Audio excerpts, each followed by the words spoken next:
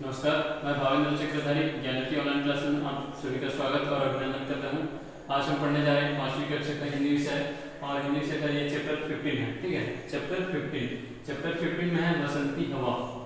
ये एक कविता है बसंती हवा। इसके कवि हैं केदारनाथ अग्रवाल। ठीक है, इसके कवि कौन है? केदारनाथ अग्रवाल। तो बसंती हवा, हवा के बारे में तो हम जानते हैं। हवा क्या है? ये प्रकृति का देन है। ठीक है, तो अगर हवा नहीं होता तो हम लोग जीवित नहीं रहते। तो हवा के विषय में हम लोग आज पढ़ेंगे बसंती हवा के बारे में। तो इसको पढ़ने से पहले यहाँ पर कुछ शब्दार्थ हैं, कविता के कुछ शब्दार्थ हैं, तो उसको मैं आप लोग को बताना चाहता हूँ। ठीक है, तो आइए जानते हैं शब्दार्थ के विषय में। यहाँ पर है ये शब्दार्थ है। ठीक है, तो यहाँ पर है कठिन शब्द जो है उसको हम लोग शब्दार्थ बोलते हैं। तो यहाँ पर मैं लिख रहा हूँ अनुभव। ठीक है, अनुभव का मतलब क्या है? महसूस। क्या है? महसूस। अनुभव का मतलब महसूस। जैसे कि हम लोग धूप को महसूस करते हैं, ठंड को महसूस करते हैं, गर्मी को महसूस करते हैं, है कि नहीं? तो ये सब क्या है? महसूस है। तो अनुभव करते हैं। ठीक है, तो अनुभव का मतलब है महसूस करना। ठीक है, उसके बाद में पोखर। क्या लिखते हैं यहाँ पर? पोखर। पोखर का मतलब क्या है? तालाब। क्या है? तालाब। आप लोग तो तालाब देखे होंगे। तालाब में क्या करते हैं कि गांव के तालाब में नहाते हैं, बहुत कुछ करते हैं, वहां पर नहाते हैं, खेलते हैं, कूदते हैं, ये सब करते हैं। तो उसको बोलते हैं पोखर। ठीक है, उसके बाद में है निर्जन।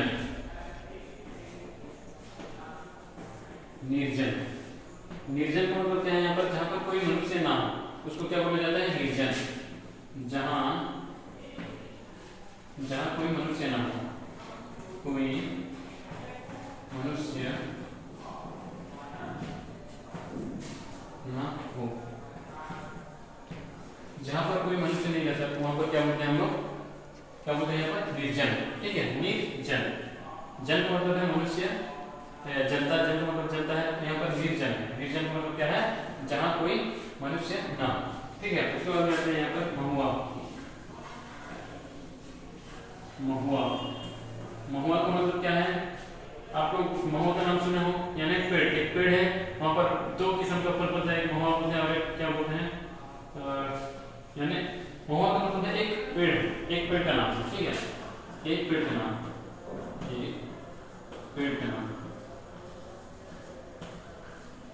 तो महुआ का अर्थ क्या है? यहाँ पर एक पेड़ का नाम है महुआ। जो आप लोग देखोगे पीला पीला फल हुआ रहता है पेड़ में, तो वो फल से क्या बनता है कि मदिरा बनता है, जिससे पीने से आजकल बहुत पी रहे हैं। तो उससे क्या होता है कि नशीले रूप हो जाते हैं, यानी मनुष्य को नशा चढ़ जाता है इसको पीने से। ठीक है, ये पीने का एक पदार्थ बनाते हैं इससे। उसके बाद में है शीतल। शीतल का मतलब है ठंडी। शीतल का मतलब है ठंडी। हम लोग जैसे कि बर्फ खाते हैं तो क्या रहते हैं उसमें? ठंड बहुत रहती है कि नहीं? उसके बाद में उष्म का मतलब है गर्म।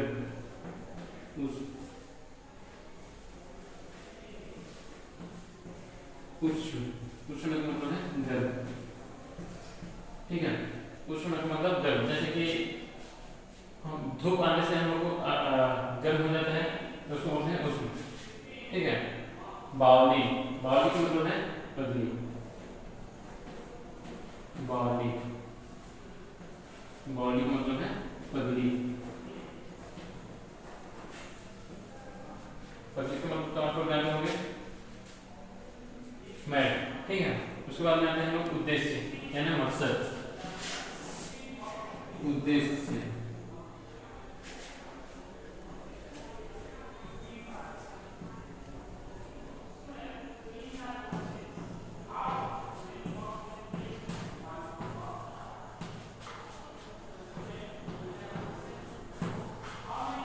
का मतलब क्या है? मकसद। तो बच्चों यहाँ पर मैं लिखा हूँ बावली का मतलब है पगली। पगली का मतलब क्या होता है बच्चों? आप लोग सुने होंगे, नाम सुने होंगे कि पगली यानी ये पागल बोल करके, यानी तो पागल का मतलब, पगली का मतलब है नासमझ। जो हमारे बात को नहीं समझते, ध्यान नहीं देते, उसको बोलते हैं नासमझ। तो उसको हम यहाँ पर लिखे हैं पगली। ठीक है, उसके बाद में है उद्देश्य। उद्देश्य का मतलब मकसद है, एक मकसद से हम लोग काम करते हैं। ठीक है, उद्देश्य यानी ध्येय। तो उद्देश्य का मतलब यहाँ पर है मकसद। हम लोग जैसे कि कुछ भी एक मकसद को लेकर के क्या करते हैं, काम करते हैं या पढ़ाई भी करते हैं कुछ मकसद को लेकर के, ठीक है। तो उसका उद्देश्य का मतलब है एक मकसद, ठीक है, ध्येय। उसके बाद में है झकोर। झकोर झकोर झकोर का मतलब है जोर से हिलाया, जोर से हिलाया। झकोर का मतलब जोर से हिलाया। जैसे कि हम लोग कभी भी कुछ खाने के लिए जाते हैं पेड़ के नीचे, या फिर कुछ फल पेड़ के नीचे हम लोग जाते हैं, तो चढ़ जाते हैं और वहाँ पर क्या करते हैं, जोर से हिलाते हैं उसको पेड़ को, तो वो हिलाना तो क्या बोलते हैं, झकोर। जोर से हिलाया उसको बोलते हैं झकोर, ठीक है। उसके बाद में यहाँ पर लिखा है अलसी। अलसी अलसी का मतलब क्या है, एक तिलहन का नाम, ठीक है, एक तिलहन का नाम।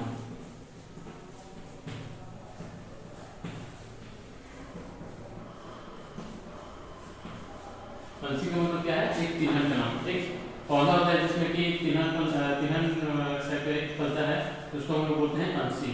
एक पौधा है उसका, वो उसमें फल फलता है, ठीक है, तो उसका तेल भी निकलता है, तो उसको बोलते हैं एक तिलहन का नाम है अलसी, ठीक है।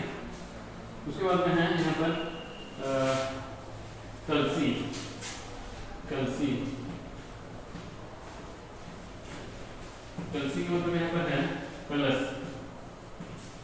कलश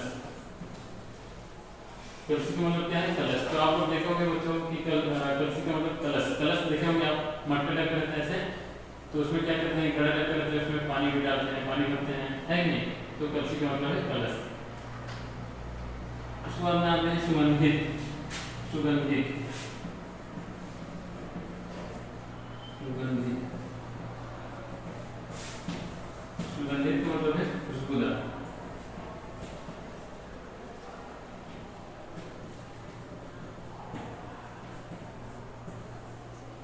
सुगंधित का मतलब है खुशबूदार। आप लोग जैसे कि फ्लावर, कोई भी फ्लावर या फूल को देखोगे, यानी गुलाब का फूल अलग सुगंध आता है और गेंदे का फूल अलग सुगंध आता है, तो इस टाइप का इसको बोलते हैं सुगंधित को। सुगंधित का मतलब है खुशबूदार, ठीक है। तो ये आपका जितना शब्दार्थ है यहाँ पर मैं लिख रहा हूँ। आपका शब्दार्थ अनुभव का मतलब महसूस करना, फिर पोखर का मतलब है तालाब, फिर निर्जन का मतलब है जहाँ कोई मनुष्य न हो, वहाँ पर हम लोग क्या बोल सकते हैं, निर्जन, ठीक है। महुआ, महुआ का मतलब है एक पेड़ का नाम, ठीक है।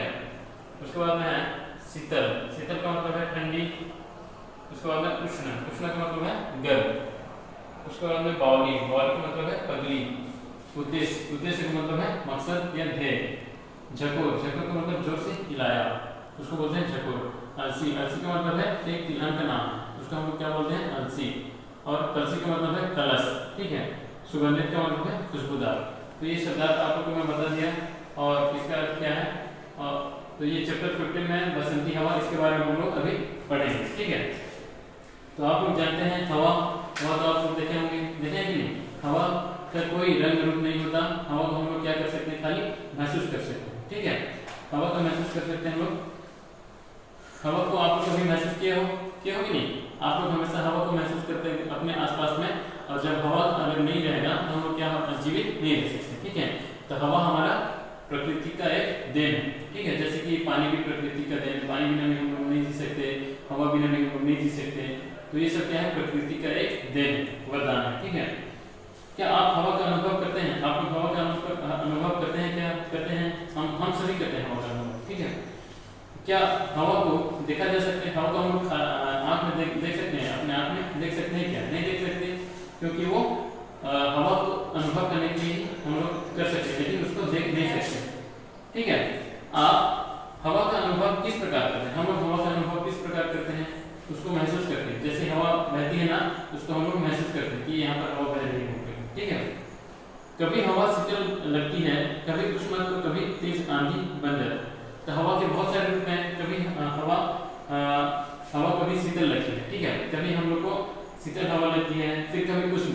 उष्ण का मतलब है गर्म लगती है। जैसे धूप के दिन में हम लोग हवा को महसूस करते हैं, तो गर्म गर्म हवा आती है, बहती है, ठीक है। तो कभी तेज आंधी आंधी बन जाती है, तो कभी कभी बहुत तेज आंधी बन जाती है, तेज तूफान आंधी तूफान आ जाती है, तो क्या होता है कि घर वर को भी उड़ा देती है, ठीक है, यानी घर वर को भी बर्बाद कर देती है, फसल को भी बर्बाद कर देती है कि नहीं। भारत ऋतुओं का देश है, ऋतुओं का प्रभाव हवा पर भी दिखाई देता है। तो भारत क्या है, ऋतुओं का देश है, यानी भारत में कितने ऋतु होते हैं, 6 ऋतु होते हैं। ऐसे भारत में कितने ऋतु होते हैं, भारत एक ऋतुओं का देश, यानी हर 2 महीने में एक ऋतु होता है, ग्रीष्म, बसंत, शरद, हेमंत, शीत, ये सब ऋतु है कि नहीं। तो भारत में इस तरह के 6 प्रकार के ऋतु होते हैं। ऋतुओं का प्रभाव हवा पर भी दिखाई देता है, तो ऋतुओं का प्रभाव भी हवा पर दिखाई देता है, यानी कौन से ऋतु में किस टाइप का हवा बहती है, ये सब ऋतुओं पर ये भरोसा होता है, प्रभाव पड़ता है, ठीक है। तो कविता पढ़िए और जानिए कि वसंत ऋतु की हवा कैसी होती है। तो इस कविता को हम लोग पढ़ेंगे और जानेंगे कि वसंत ऋतु की हवा किस तरह से होती है, ठीक है। तो मैं पढ़ रहा हूँ, आप लोग इसको ध्यान से सुनिएगा और समझिएगा, ठीक है बच्चों। तो बच्चों यहाँ पर मैं पढ़ रहा हूँ कविता, ये कविता को आप लोग ध्यान से सुनिएगा और समझिएगा, ठीक है। हवा हूँ मैं हवा, बसंत की हवा हूँ। तो यहाँ पर हवा क्या बोल रही है कि हवा हूँ मैं हवा और बसंत की हवा, यानी बसंत ऋतु की हवा है, तो यहाँ पर बसंत की हवा बोला गया है, ठीक है। सुनो बात मेरी अनोखी हवा हूँ, मेरी बात सुनो तुम और मैं अनोखी, यानी मेरे जैसे और कोई हवा नहीं है, ठीक है, यानी अनोखी हवा। बड़ी बावली हूँ, बड़ी मस्त मौला। तो ये हवा जो है वो क्या है, बड़ी बावली है। बावली का मतलब यहाँ पर मैं सुनो, बावली का मतलब क्या है, पगली, ठीक है। बावली का मतलब पगली, यानी वो अपने आप को बोल रही है कि मैं बड़ी बावली हूँ और बड़ी मस्त हवा हूँ। तो बावली बोलने यानी वो किसी की बात नहीं मानती, तो इसलिए यहाँ पर क्या बोला गया है, बावली बोला गया, हवा को बावली बोला गया, यानी मैं किसी की बात यहाँ पर नहीं मानती हूँ और मैं अपने धुन में मस्त हूँ, बोल के यहाँ पर हवा जो है वो अपने आप को बोल रही है। नहीं कुछ फिक्र है, बड़ी ही निडर हूँ, मेरे को कुछ किसी का फिक्र नहीं है, मैं क्या खाता हूँ, क्या पीता हूँ, क्या खाती हूँ, क्या पीती हूँ, ये किसी का मेरा फिक्र नहीं है, और कहाँ रहती हूँ वो भी मेरा फिक्र नहीं है। बड़ी ही निडर हूँ और मैं किसी से डरती नहीं हूँ, किसी से नहीं डरने वाले को क्या बोला जाता है, निडर, ठीक है। तो मैं यहाँ पर किसी से नहीं डरती, मैं हवा हूँ लेकिन मैं किसी से नहीं डरती हूँ, यहाँ पर वो बोल रही है। जिधर चाहती हूँ उधर घूमती हूँ, मैं हवा हूँ तो मैं जिधर भी चाहती हूँ, जहाँ चाहती हूँ वहाँ, जिधर चाहती हूँ उधर चले जाती हूँ और घूमती रहती हूँ, यानी मेरा कोई जगह नहीं है, कुछ रोक टोक नहीं है, मैं कहीं पर भी चले जाती हूँ और कहीं पर भी घूम के आ जाती हूँ, और मेरा कोई रोकने वाले कोई नहीं है, और मैं बहुत ही निडर हूँ, बोलकर यहाँ पर बोले, ठीक है। जिधर चाहती हूँ उधर घूमती हूँ, मैं जिधर भी चाहती हूँ उधर घूम जाती हूँ। मुसाफिर अजब है, मैं मुसाफिर हूँ, ठीक है। तो मुसाफिर का मतलब है यहाँ पर क्या है, यानी कहीं पर भी वो चले जाती है, कहीं पर भी आना जाना, यानी आ सकती है, जा सकती है। ना घर बार मेरा, ना उद्देश्य मेरा, यानी हवा का कोई घर नहीं है। आप लोग जानते हैं कि हवा हमेशा बहती रहती है, तो उसका कोई घर बार कुछ नहीं है ना, और ना ही उसका उद्देश्य कुछ है, ठीक है। ना घर बार मेरा, ना उद्देश्य मेरा, ना मेरा घर बार है और ना ही मेरा कुछ उद्देश्य है। मैं जिधर चाहती हूँ उधर चली जाती हूँ, और मैं अपने मर्जी से कुछ भी कर सकती हूँ, बोलकर यहाँ पर बोल रही है हवा। ना इच्छा किसी की, ना आशा किसी की, ना किसी की इच्छा है और ना ही मुझे किसी की आशा है। यानी हम लोग जैसे मनुष्य किसी की इच्छा करते हैं कभी कभी, जैसे कि हम लोग का कभी मिठाई खाने का इच्छा होता है, कभी और कुछ खाने का इच्छा होता है, कभी घूमने जाने का, कहीं बाहर जाने का इच्छा होता है, ये सब होता है कि हमारी इच्छा, यानी मनुष्य के अंदर में बहुत सारी इच्छा होते हैं, तो उसको पूरा करने के लिए वो कुछ भी कर सकते हैं, है कि नहीं। तो ऐसे ही ये जो हवा है, हवा की कुछ भी इच्छा नहीं होती है, ठीक है। ना उसकी आशा, ना उसकी कुछ भी आशा नहीं होती है, ना इच्छा है ना कुछ आशा है हवा की। ना प्रेमी ना दुश्मन, तो हवा के कोई भी दुश्मन नहीं है और ना ही कोई प्रेमी, यानी मनुष्य के आप लोग देखते हो कि मनुष्य के कुछ प्रेमी रहते हैं और दुश्मन भी बन जाते हैं, है कि नहीं। तो इस तरह से मनुष्य जैसे ये हवा नहीं है, हवा के ना प्रेमी है और ना ही दुश्मन। जिधर चाहती हूँ उधर घूमती हूँ, हवा हूँ मैं हवा, बसंती हवा हूँ। तो ये हवा के ना कोई दुश्मन है ना कोई दोस्त है, तो ये जिधर चाहती है उधर वो घूमती रहती है और चली जाती है, ठीक है। जहाँ से चली मैं जहाँ को गई, तो मैं हवा हूँ तो जहाँ कहीं पर भी मैं चले जा सकती हूँ, यानी एक जगह से दूसरे जगह मैं आ जा सकती हूँ, ठीक है। तो बच्चों यहाँ पर है जहाँ से चली मैं जहाँ को गई, यानी हवा यहाँ पर बह रही है, तो जहाँ से चली मैं जहाँ से गई, जहाँ को गई, यानी हवा जहाँ से भी गुजरी वहाँ से जहाँ को गई, कहाँ कहाँ गई है हवा, शहर, गांव, बस्ती, नदी में निर्जन। तो जो हवा है वो कहाँ कहाँ बह रही है, शहर में भी बह रही है, गांव में भी गई है और बस्ती, नदी में निर्जन, कितने जगह में गई है। फिर हरे खेत पोखर झुलाती चली मैं, वो फिर शहर गई, गांव गई, फिर बस्ती गई, नदी गई, देश गई, निर्जन में भी गई। वो निर्जन को आपको पता है निर्जन यानी जहाँ पर लोग नहीं रहते, यानी सुनसान जगह को हम लोग यहाँ पर निर्जन बोला गया है, ठीक है। हरे खेत पोखर, हरे खेत का मतलब जहाँ पर हरे भरे हो उसको बोलते हैं हरे खेत, और पोखर, पोखर का मतलब है तालाब, तालाब आप उसको देखे होंगे, वहाँ से गुजरी हवा, तो जो हवा है वो वहाँ सबसे गुजरी है, ठीक है। झुलाती चली मैं, झुलाती चली मैं, नहीं झुलाती चली मैं, झुमाती चली मैं, तो हवा जो है वो हिलते डुलते ऐसे लहराते हैं हुए वो चली, झुलाती चली, झुमाती चली। तो बच्चों यहाँ पर हरे खेत पोखर झुलाती चली में, झुमाती चली, तो यहाँ पर आप लोग जानते हैं कि जैसे ही हवा चलती है, हवा तेज हवा बहती है, तो वहाँ पर जितने पेड़ पौधे रहते हैं, हरे भरे पेड़ पौधे रहते हैं, तो वो हिलने डुलने लगते हैं। आप लोग को पता है कि हवा जैसे बहती है तो हिलने डुलने लगते हैं, तो वैसे ही वो वहाँ से हिलाती चली, डुलाती चली, यानी झुलाती चली और झुमाती चली। यहाँ पर कभी इस तरह से इसको संबोधन करें, ठीक है। हवा हूँ मैं, हवा बसंती हवा हूँ, और फिर वो बोले कि मैं हवा हूँ और हवा और बसंती हवा हूँ, ठीक है। चढ़ी पेड़ में हुआ थपा थप मचाया, उसके बाद में वो जैसे ही वहाँ से शहर से गांव बस्ती से सब गुजरी, उसके बाद में वो कहाँ पर चली गई हवा, हवा जो है वो कहाँ पर चली गई, चढ़ी पेड़ महुआ, यानी महुआ के पेड़ में, वहाँ महुआ के पेड़ के पास में चली गई, ठीक है। महुआ का मतलब आप लोग बताया था मैं, यानी छोटे से फल है वो जिसको खाने से हमें नशा होता है, ठीक है। तो वो महुआ के पेड़ के पास में चली गई और वहाँ पर जोर से हवा बहने लगी, यानी इधर उधर वहाँ से गुजरी। जब हवा वहाँ से महुआ के पेड़ से गुजरी तो वहाँ जो पेड़ महुआ के फल लगे हुए थे वो नीचे में गिरने लगे, तो गिरने की आवाज़ से क्या हुआ कि थप थप का आवाज़ आने लगा, ठीक है।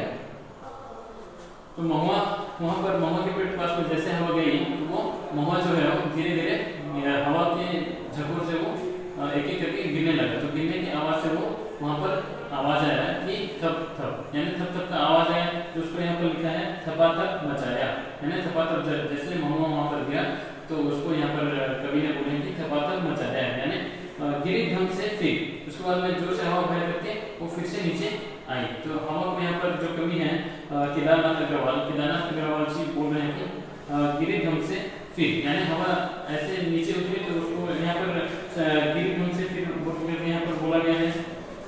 चढ़ी आम ऊपर, उसके बाद में नीचे उतर करके फिर वो कहाँ पर चढ़ी, जो आम का पेड़ है वहाँ पर वो चढ़ी, ठीक है।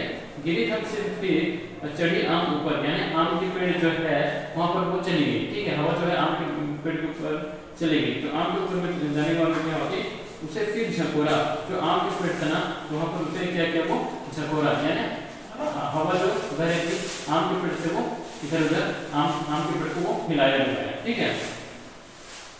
चढ़ी आम ऊपर, उसे भी झकोरा, यानी आम के पेड़ के ऊपर में चढ़ा और उसे भी मैं झकोरा, यानी हिलाया डुलाया। हवा जैसे बहती है तो वो पेड़ आम के पेड़ जो है वो हिलने डुलने लगा, ठीक है। उसे भी झकोरा किया कान में कूं, उसके बाद में कान में उठे क्या कूं, कूं की आवाज, यानी कोयल की आवाज, ये कोयल की आवाज में हम क्या बोलते हैं कूं, कोयल की आवाज में कान में आया, ठीक है। उतर कर भागी मैं, हरे खेत पहुंची, उसके बाद में आम के पेड़ के पास, आम के पेड़ के बाद वो कौन से पेड़ के पास में चली गई, हरे खेत पहुंची, यानी हरे खेत में वो पहुंच गई, ठीक है। हरे भरे जहाँ पर रहते हैं वहाँ पर वो हवा जो है वो पहुंच गई।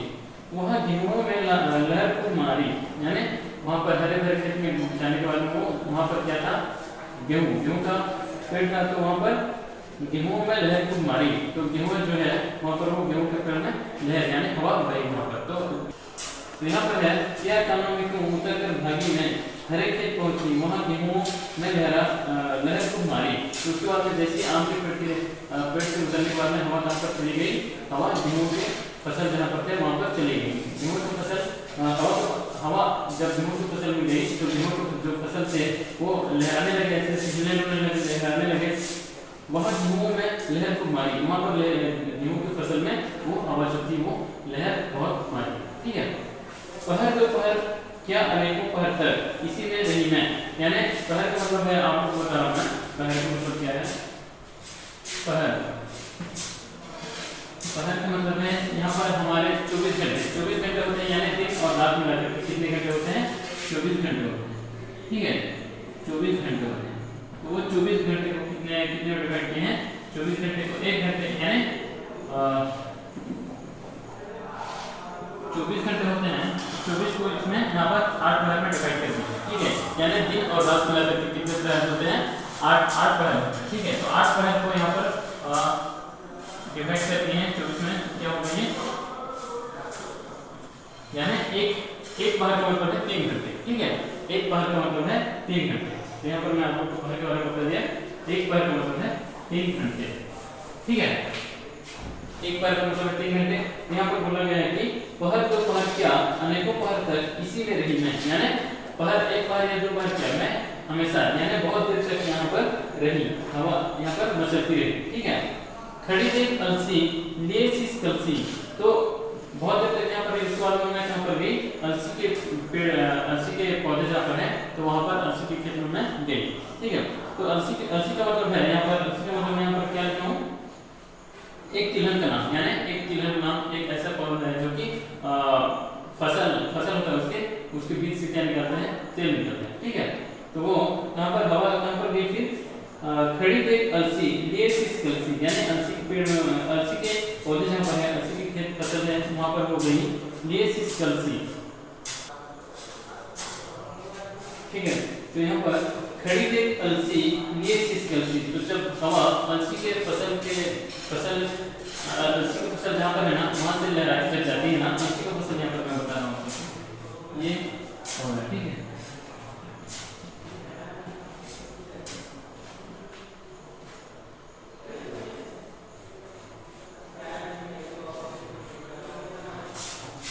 यहाँ पर है इसी राह में खड़ी देख अलसी ये शीश कलसी, तो यहाँ पर ये अलसी का पौधा है, तो अलसी का फसल जो है ना वो क्या है यहाँ पर ये शीश खड़ी देख अलसी, ये अलसी को जो है हवा वो देख खड़ी देख करके क्या कर रही है कि ये शीश कलसी, कलसी का मतलब क्या है कि यहाँ पर कलसी का मतलब कलश, ठीक है, कलसी का मतलब कलश।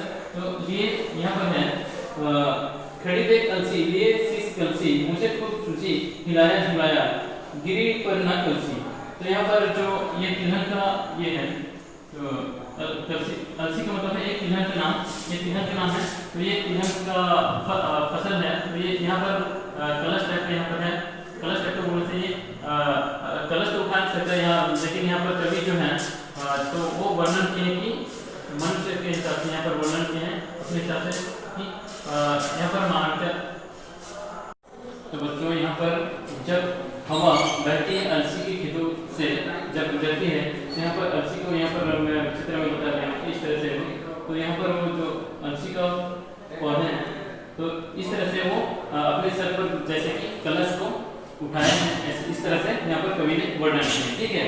ये शीश कलसी, तो कवि यहाँ पर बोल रहे हैं कि जब जैसे ही वो अलसी के पौधे को देखे तो इस तरह से खड़े थे जैसे कि, तो अलसी के फल को देख करके कवि को ऐसा लगता है जैसे कि वो एक कलश को उठा रहे थे, ठीक है।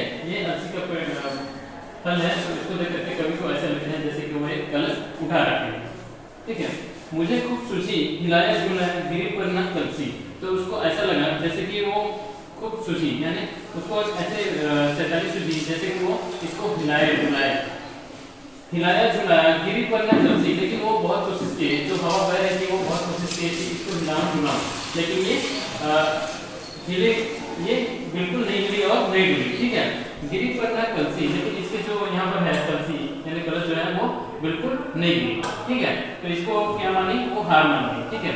गिरी पर न कलसी इसी हार को पा हिलाया ना सरसों, उसके बाद में इसको जब वो गिरा नहीं सकी तो जाकर कहाँ पर गई, वो सरसों के खेत में गई, ठीक है।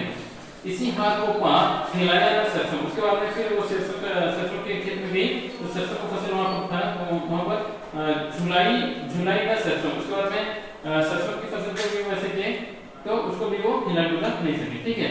हवा हूँ मैं हवा बसंती हवा हूँ। तो बच्चों आप लोग समझे कि ये जो अलसी का पेड़ है, आप लोग देखा होंगे अलसी का पेड़, तो इसे क्या निकाला जाता है, तेल निकाला जाता है, तो इसको भी वो हिलाया डुलाया नहीं, हवा थी वो हिला डुला नहीं पाई, तो इसको अलसी के पेट से वो क्या मान गई, अपने आप को हार मान गई। ठीक है, तो बच्चों यहाँ पर ये चैप्टर 15 बसंती हवा कविता, इसके कवि कौन है, केदारनाथ अग्रवाल। तो ये कविता केदारनाथ अग्रवाल जी आप लोग को। तो बच्चों यहाँ पर अलसी का जो पौधा है ना, उसको हवा जो है ना वो हिला डुला नहीं सकती, तो उससे वो हार मान जाती है, हवा उससे हार मान लेती है। जैसे ही हवा हार मान लेती है तो उसके बाद में वो कहाँ पर चली जाती है, सरसों के फसल के पास में। तो सरसों के फसल के पास में जाने के बाद में क्या होता है, यहाँ पर इसी हार को पा हिलाया न सरसों झुलाया न सरसों, तो वो मन उसके मन उदास हो जाता है। तो उसके बाद में सरसों की फसल के पास में जाने के बाद में उसके मन भी हिलाने डुलाने लगता है, लेकिन वो हिला डुला नहीं सकता। ठीक है, तो हिलाया न सरसों झुलाया न सरसों, हवा हो में हवा बसंती हवा हो, यानी वो सरसों के पौधों को भी वो हिला डुला नहीं सकता है। ठीक है, तो ठीक है बच्चों, ये कविता हम लोग समाप्त कर चुके हैं। चैप्टर 15 बसंती हवा, ये कविता हम लोग अच्छी तरीके से पढ़े हैं और समाप्त कर चुके। तो आशा करता हूँ इस कविता को आप लोग अच्छी तरीके से समझ गए होंगे। इसके कवि कौन है, केदारनाथ अग्रवाल। ठीक है, तो आप लोग का काम क्या है, ये जो शब्दार्थ है ना, इसको आप लोग अच्छे से अपने फेयर कॉपी में, हिंदी का फेयर कॉपी में क्या करोगे, इसको लिखोगे और याद करोगे, पढ़ोगे 2-3 बार, और ये जो कविता है इसको भी पढ़ोगे और इसको मन में रखोगे। ठीक है, तो ये जो शब्दार्थ है ना, इसको आप लोग क्या करोगे, अपने कॉपी में लिखना और याद करना। ठीक है, और आप लोग का काम जो है, ये कविता जो है इसको क्या करोगे, आप लोग 2 बार या 3 बार पढ़ोगे, यानी इसको याद करना होते तक आप लोग क्या करोगे, पढ़ते रहोगे। ठीक है, तो आप लोग को ये समझ में आ गया होगा ये कविता। तो इसी के साथ में मैं आप लोग से विदा लेता हूँ। धन्यवाद।